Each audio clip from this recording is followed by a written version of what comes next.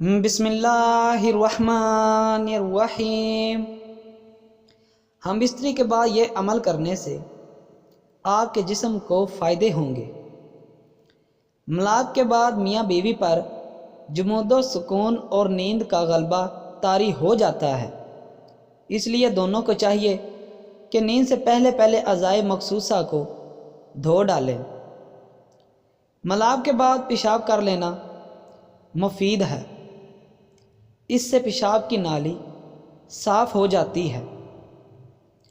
ملاپ کے بعد ایک گلاس دودھ میں 1 یا 2 انڈوں کی زردی اور شہد خالص حسب ضرورت ڈال کر مرد اور عورت کو پی لینا چاہیے۔